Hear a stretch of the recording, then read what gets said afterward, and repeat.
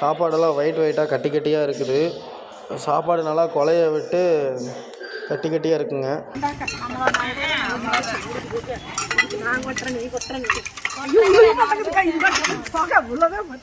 ஸ்டாலின் தொடங்கி வைத்த முதல்வரின் காலை உணவு திட்டம் கோவையில் சர்ச்சையை ஏற்படுத்தியுள்ளது.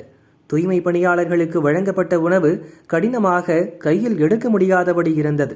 அந்த உணவை குப்பை தொட்டியில் போட்ட தொழிலாளர்கள் இதை எப்படி சாப்பிட முடியும், பசியோட வேலை செய்கிறோம் என்று புலம்பினர்.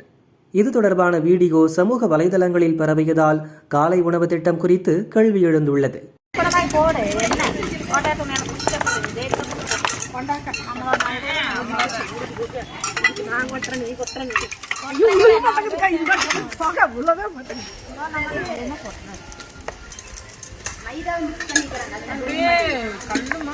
சாப்பிடவே முடியுமா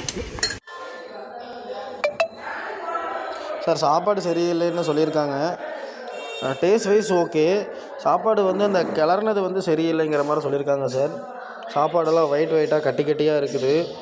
சாப்பாடு நல்லா கொலைய விட்டு கட்டி கட்டியாக இருக்குங்க.